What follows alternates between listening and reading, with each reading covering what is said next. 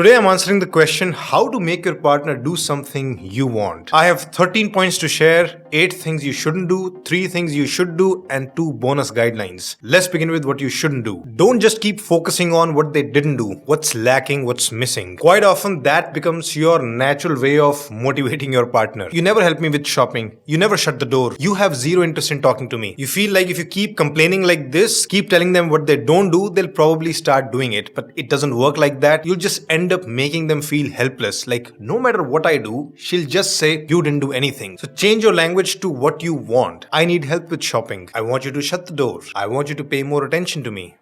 Next one, do not take the approach of demanding and ordering. Like, you have to do this. I won't accept anything else. I will not allow this. You're not their boss. You're not their owner. What gives you the right to order them around? And it's not like it works. Because if you keep ordering, demanding, you'll just ultimately face more rebellion. They may not rebel right away, but it's coming. Because if somebody just keeps getting overwhelmed, ultimately their spirit comes back to fight. And when that bubble of suppression bursts finally, it's just very nasty. So even if you may get a little bit of things done by ordering, demanding, in the long run, you're actually hurting yourself and the relationship. So keep the approach of just requesting and asking.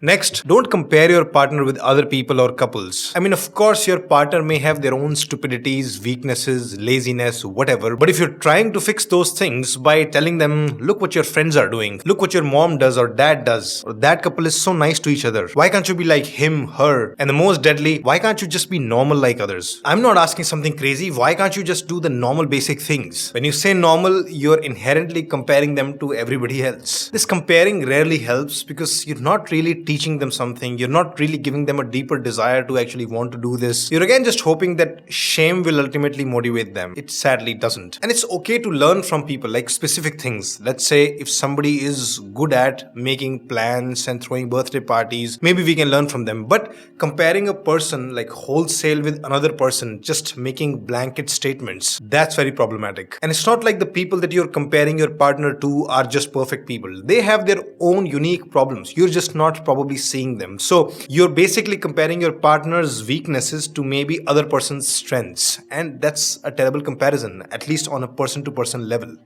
Next, do not attack their personality wholesale. Like, I know when your partner doesn't do something for you, it hurts, you feel bad, and you're angry at them. But then when you're expressing your complaints, if you start saying things like, oh, you're just useless, you're so stupid, you are completely careless, that is toxic. Your complaints and your criticism has to be very, very specific. Like, I'm upset that yesterday you didn't help me with dishes even after I asked you 5 times. Instead of saying things like your mother's love just made you useless, like they didn't teach you anything. So avoid attacks on personality or background at all costs. Next, don't use threats of just leaving or breaking up, divorcing. The day your relationship becomes really too much for you to handle, yes, it's fine to leave, but using these threats on a regular basis to try to make your partner do something you want is just very bad, very toxic, because that ultimately makes your partner feel very insecure in the relationship. They won't really feel the stability, and without that, they basically may care less about the relationship, or they would just constantly live in fear. And fear is a terrible motivator for the long run. You can't get a loving, respecting, helping partner if you just try to keep them in fear of you leaving them. That fear will create so much distance, and after a point they may just give up on it. Like, no matter what I do, she's still threatening to leave, so okay, do whatever you want, get the hell out. And the day they convince themselves that it's just okay that she leaves or he leaves, that's gonna be the saddest day for your relationship, because it may have taken years for them to accept the fact that she or he can leave anytime, and the day they accept that fully, you'll have zero influence on them. They may not care anymore. Next, don't use sarcastic, passive-aggressive comments. Like, sometimes you don't want to have a real all-out fight. You don't want to sound like I'm making a big deal out of nothing. So you try to slide in snide, passive-aggressive or sarcastic comments. No, I'll do it myself. You have such an important work on Netflix. I mean, yeah, keep doing that. Yeah, why would you spend time with me? I'm not as fun as your friends. I don't even watch football. No, go ahead. When you make such comments, you're just hoping that something will click in the other person's brain and they'll just understand it and they'll come around. They'll take the hint to understand your whole situation and do whatever you expected of them. But sarcasm or such comments, they ultimately feel like attacks. And when you are constantly attacked, your instinct is not to understand or do things for them. Your instinct is to attack back. You may later try to deny it all you want, that "Well, I was just being casual, I was just joking." No, behind your jokes, there was some truth and it hurt. So if you want to complain, if you want to say something, do that properly. Like communicate, sit down, explain properly. Don't pass your information through sarcasm or mocking. Next one is an obvious one but still has to be said. Do not do any kind of verbal or physical abuse. The thing is, when your demands are not fulfilled and that just keeps happening and it's like a chronic problem, you may get so angry, so frustrated that you may end up abusing your partner. Like you have felt that such injustice has happened here, or you just feel so disappointed that it becomes justified for you to do then whatever you want. Or even if it isn't justified, anger makes you do those things. So the thing to remember here is, whenever you want your partner to do something for you, it may or may not happen. It will make you angry, but there are certain lines that we never ever cross. Try not to do any verbal abuse, and of course, never ever hit your partner. No matter how stupid, useless, crazy, lazy your partner is, abuse is not justified. And finally, the last thing that you shouldn't do is being upset for a really long time. Cold treatment. Sometimes, so many people, when they don't get what they want, and they've tried everything, right? They've tried fighting, they've tried communicating, they've tried abusing, and all those methods that I talked about earlier, they finally resort to just silent treatment. So they withdraw all their love, intimacy, everything good in the relationship, so that the partner ultimately realizes, so this is clearly emotional blackmail. You do this for me and then I'll give you my love back. In a way, you're trying to strike a deal with your partner. And what I'm trying to tell you is that love should not be part of such transactions. Your basic love and attention to your partner should be like a fundamental thing, unconditionally present all the time. Love should not be kept hostage. Like sometimes when the issue is really serious, you may have to sometimes step back a few steps. Like you may take the intimacy and fun away for a while, but that is done under the context that we right now are in the process of communicating and negotiating. So it is still not silent treatment. You're not just being upset. The typical silent treatment is usually just stonewalling, where just you go into your own zone and you just want your partner to realize their mistakes. Now that's toxic. If the issue is really serious for you, this is what you can do. Right now, I'm not interested in playing games, going out on a date, having sex, or even joking around. But I have a very important issue to talk to you. When are you available to talk? Until we have talked about this issue fully, this is going to be my highest priority. I'm not going to do anything else. And this again for very serious issues. For most circumstances, you don't even have to stop anything. So move from silent treatment to communication, and communication with seriousness if needed. Now let's talk about the 3 good ways.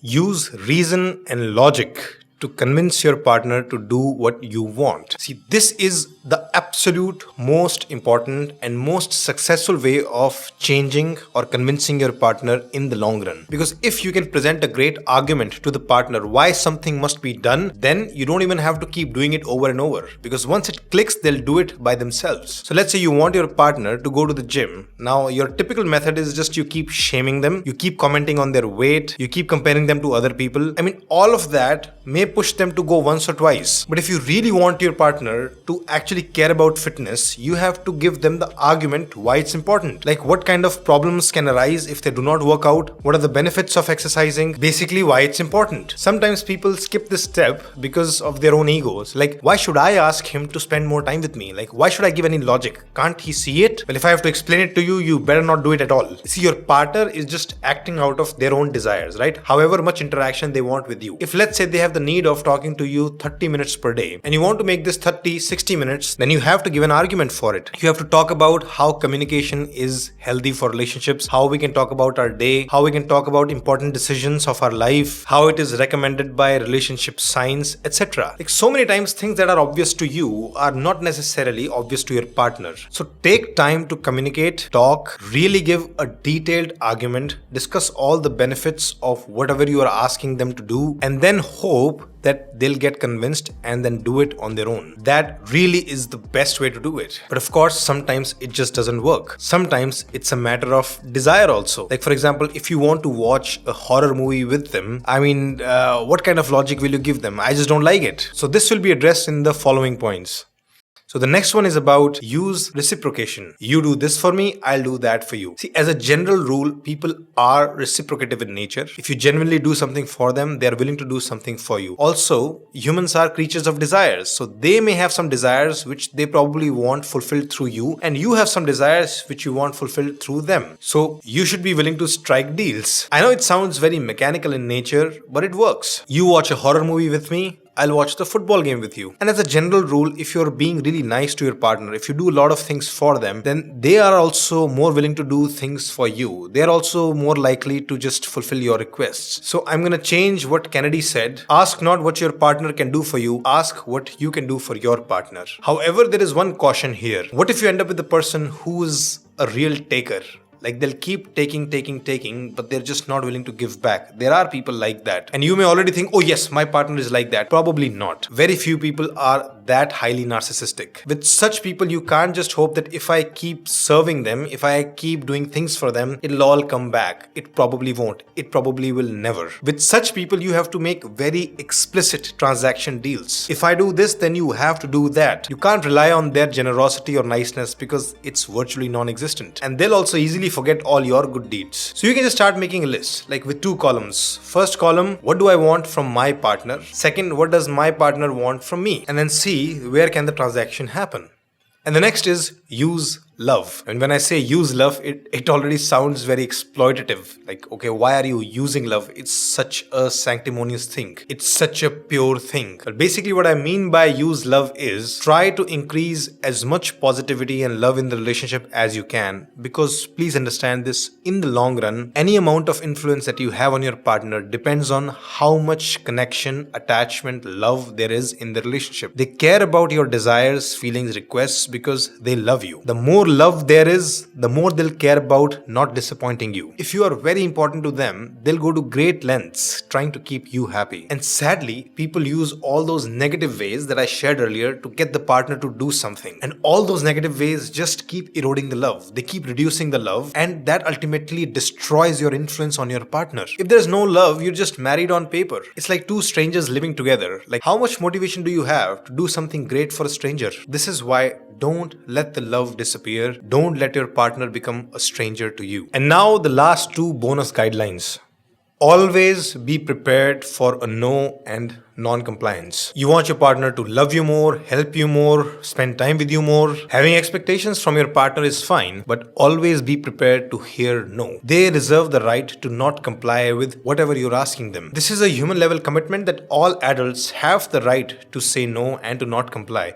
Now, of course, if they say no too much, you also have the right to withdraw your efforts. But that's the most you can do. But even when you withdraw your efforts, don't do that out of resentment or hate or revenge. Do that out of an understanding that, okay, this is what the status of this relationship is. I was hoping for 30% help from my partner, but I'll only get 10%, and that's fine. I'll also offer 10% and focus on my own things more. If you go on a path where you say to your partner that I'll make you do things, whether you like it or not, that's the most toxic thing you can do. Because in a way, now you've opened the doors for domination, abuse, and even torture. Because once you disregard somebody else's serious no, you can just go to any lengths with them. They'll keep saying no, and it doesn't matter because you don't respect no. And please remember, if you open such gates, they become open for you as well. If you don't protect your partner's right to say no to you, you won't be able to protect your right to say no to your partner. Tomorrow, they can also rightfully dominate you, abuse you. So this is why when you make requests, you know when to stop, when to give up. You can't just keep following up, excessively micromanaging them, trying to constantly dominate until you get your wish. You need to give up before giving any serious suffering to your partner.